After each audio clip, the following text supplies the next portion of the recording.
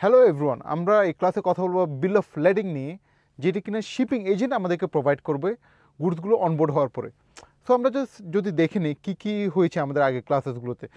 আমাদের customs clearance হয়ে গিয়েছে, আমাদের CNF clearing and forwarding agent customs clearance করার পরে আমাদের বিল অফ এন্ট্রি বা export, bill of entry export ওই ডকুমেন্ট অথরাইজ করার পরে আমাদের প্রোডাক্টগুলো আনলোডিং হওয়ার পরে স্টাফিং হয়ে গিয়েছে কন্টেনার। এখন কন্টেনার সিএফএস থেকে, কন্টেনার ফ্রেড স্টেশন থেকে আমাদের চিটং পোর্টে এসে এখন গুডসগুলো শিপিং লাইনে, শিপিং জাহাজের মধ্যে অনবোর্ড হয়ে গিয়েছে। তারপর আমরা বিল অফ লেডিংটা পাই। যদি আমরা দেখি এখানে what is bill of lading, যদি জাস্ট একটু যদি দেখি ডেফিনিশনসগুলো, what is bill of lading? A bill of lading is a legal document, it's a legal document issued by the carrier to the shipper, issued from the shipping line to the shipper। আমি এক্সপোর্টারকে provide করবে the details, the type, quantity and destination of goods being carry.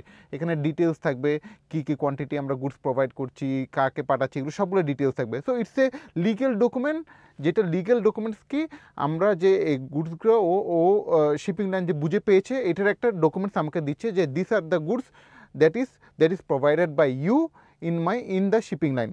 So just দেখে bill of lading works as a receipt, it's a receipt হিসেবে কাজ করে for freight services। So shipping একটা freight services দিচ্ছে Bangladesh two European countries, যে কোনো একটা দেশে, বা Bangladesh to China, Bangladesh to UAE, যে কোনো জায়গায় একটা ফ্রেট সার্ভিসেস দিচ্ছে। a contract between the freight carrier and the shipper and the document of title। The bill of lading is given to the shipper after the goods are shipped on board। So আমি যেটা বলেছিলাম, গুডসগুলো যখন container উঠে যায় তারপর actually bill of লেডিংটা দেওয়া হয়। So আমরা যদি দেখি এখানে আমরা লেটস গো উইথ একটা আমাদের বিল অফ লেডিং নিয়ে যদি দেখি, আমরা এখানে কি শিপের আছে, শিপের আমরা কারা, আমরা এক্সপোর্টার, ইন্টারন্যাশনাল ইন্ডাস্ট্রি, কনসাইনি হলো থিয়ান কমার্শিয়াল কনসাইনি যে হচ্ছে। So what is this consignee? আমি যদি the receipt of the goods being ship, কে পাবে গুডসটি, কে পাবে? এখানে কনসাইনি হলো এখানে থিয়ান কমার্শিয়াল অ্যান্ড ট্রেডিং কোম্পানি।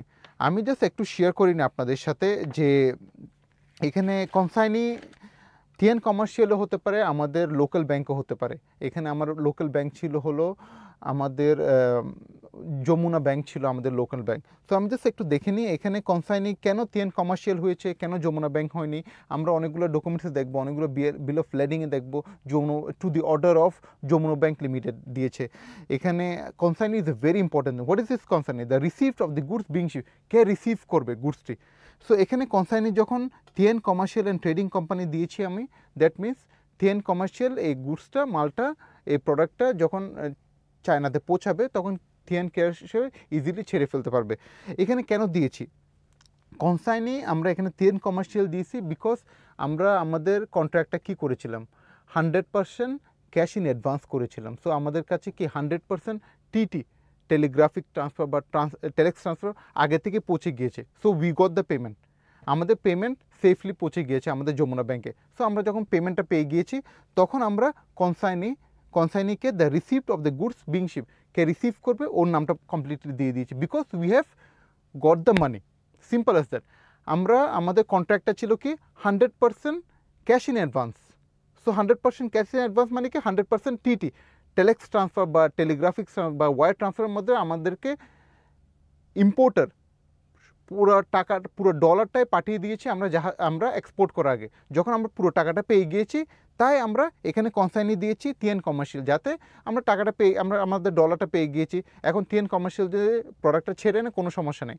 কিন্তু যদি আমাদের কন্ট্রাক্টটা হতো 30%, আপনাদেরকে শেয়ার করেছিলাম কন্ট্রাক্ট এরকম হতে পারে 30% ক্যাশ ইন অ্যাডভান্স আর next 70% after showing the bill of lading, scan copy of the bill of lading, scan copy of the bill.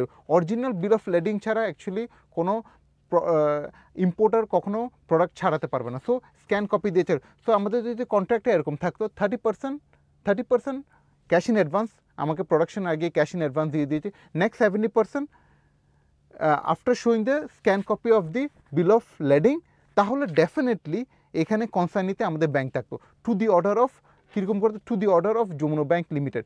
So Jamuna bank limited যখন পুরো অ্যামাউন্টটা, যখন আমি এটা স্ক্যান কপি পাঠিয়ে দিতাম তখন আমাদের ইম্পোর্টার বুঝতো যে আমাদের প্রোডাক্টগুলো সেল হয়ে গিয়েছে, তখন ও পুরো অ্যামাউন্টটা পাঠিয়ে দেবে। নেক্সট 70% ক্যাশ টিটি ট্রান্সফার করে দিত after seeing the scan copy of the document. তখন আমাদের 100% যখন আসতো তখন আমাদের ব্যাংক যমুনা ব্যাংক কী করতো, পেছনে বিল অফ লেডিংয়ের পেছনে একটি সিল মেরে দিত, সিল মেরে দিয়ে deliver two the order of এই থিয়ান কমার্শিয়াল।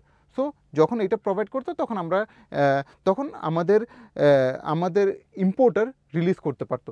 এটা অ্যাকচুয়ালি সবগুলো অনলি ইন 100% অ্যাডভান্স পেমেন্টে আমরা কনসাইনি প্রোভাইড করতে পারবো থিয়ান কমার্শিয়াল। এটার জন্য অ্যাকচুয়ালি আমাদের ব্যাংক থেকে এনওসি নিতে হবে। আমি আপনাকে নেক্সট ক্লাসে অ্যাকচুয়ালি এই কনসাইনি যে আমরা থিয়ান commercial and trading company place করেছি এটার জন্য ডেফিনেটলি আমাদের ব্যাংক থেকে এনওসি নিতে হয়েছে যে ব্যাংকের কোনো সমস্যা নাই যদি এখানে প্রোডাক্টটা ইম্পোর্টার ছাড়া নিতে পারবে, ব্যাংকের কোনো সমস্যা নেই। কেন ব্যাংকের সমস্যা নেই? বিকজ ব্যাংক তো 100% টাকা ডলার পেয়ে গিয়েছে, 100% অফ দি মানি পেয়ে গেছে। সো ব্যাংকের অ্যাকচুয়ালি কোনো সমস্যা নেই। কিন্তু ব্যাংক যদি 30% পেত ডেফিনেটলি ব্যাংকের সমস্যা থাকতো, আর নেক্সট 70% কীভাবে আসবে? সো ডেফিনেটলি ব্যাংক অ্যাকচুয়ালি কখনো আমাকে এনওসি প্রোভাইড করতো না, নো অবজেকশন সার্টিফিকেট কখনো প্রোভাইড করতো না। তখন আমার অ্যাকচুয়ালি কনসাইনি ব্যাংকে দিতে হতো।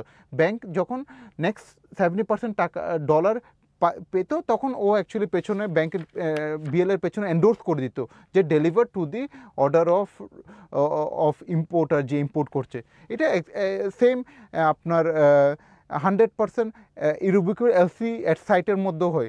এখানে কে অ্যাকচুয়ালি আমরা ব্যাংক তো ডলার পাইনি, ব্যাংক ডকুমেন্ট দেওয়ার পরে না ডলার পাবে, যেটা আপনাদেরকে শেয়ার করেছিলাম। এলসির মধ্যে কী হয়? এলসির মধ্যে কী হয়? 100% ইরোভোকেবল এলসি এর সাইট বা অন্য এলসির মাধ্যমে অন্য আরও অনেকগুলো এলসি টাইপস আছে, ওখানেও কী হয়? ব্যাংক কখন ডলারগুলো পায়? যখন ডকুমেন্টস যখন এক্সপোর্টার সেল করে দিয়েছে, সেল করার পরে যখন সবগুলো ডকুমেন্টস কালেক্ট করে, for example bill of lading, commercial invoice, packing, সবগুলো কালেক্ট করে যখন আমার লোকাল ব্যাংকে দেওয়া হয়, ফর এক্সাম্পল এখানে যমুনা ব্যাংকের যমুনা ব্যাংক তো টাকা পায়, ডলারটা পায় না। যমুনা ব্যাংক যখন এই সবগুলো ডকুমেন্টস বায়ার ব্যাংকে দেওয়া হয়, বায়ার ব্যাংক যখন সবগুলো ভেরিফিকেশন করে তারপর অ্যাকচুয়ালি ডলারটা আসে।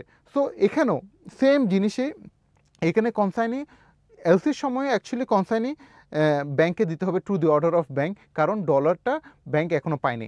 সো জাস্ট 100% অ্যাডভান্স পেমেন্টের সময় আমরা শুধু কনসাইনি দিতে পারবো থিয়ান কমার্শিয়াল। ওইটাও কখন দিতে পারবো? ব্যাংক থেকে এনওসি দিতে হবে, ব্যাংক থেকে নো অবজেকশন সার্টিফিকেট দিতে হবে। কাকে? শিপিং এজেন্টকে নো অবজেকশন সার্টিফিকেট দেবে। তখন অ্যাকচুয়ালি শিপিং এজেন্ট এখানে কনসাইনিতে থিয়ান কমার্শিয়াল দিবেন, না হলে অন্য কোনো পেমেন্ট মেথডে আপনার কনসাইনি কখনো থিয়ান কমার্শিয়াল দিবে না। আপনার 30-70 অ্যাডভান্স 70 স্ক্যান ডকুমেন্টসে ওটা তো দিবে না কখনো। আপনার 100% ইরোভোকেবল এলসিআর সাইড ওখানেও আপনার কনসাইনি থাকবে, ব্যাংক থাকবে, two the order of bank থাকবে। তবে 30% অ্যাডভান্স 70% এলসিআর সাইড তখনও কিন্তু কনসাইনি আপনার ব্যাংক থাকবে। তো সব অ্যাকচুয়ালি রেস্ট অফ দ্য থিংসে আপনার সবসময় কনসাইনি ব্যাংকেই থাকবে। ব্যাংক এন্ডোর্স করে দিবে যে ডলারগুলো পাওয়ার পরে যে to the order of this to the order of the buyer or anything else. So যদি দেখি এখানে আমাদের 100% এলসি আমরা 100% অ্যাডভান্স পেয়ে গেছি, তাই অ্যাকচুয়ালি কনসাইনি এখানে থিয়ান কমার্শিয়াল। নোটিফাই পার্টি দেখছি আমরা থিয়ান commercial, okay fine.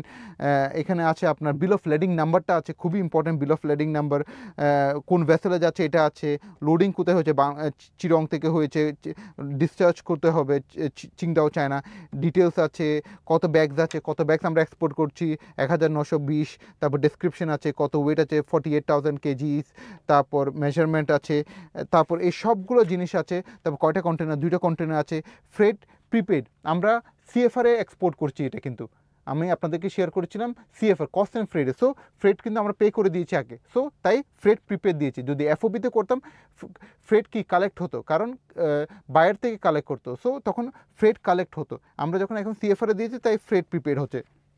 So overall এইভাবে আমরা যদি আরেকটা বিল অফ লেডিং দেখি, এখানে দেখতে পাচ্ছি শিপার হলো apparels consignee up to the order of Bangladesh কৃষি ব্যাংক নারায়ণগঞ্জ।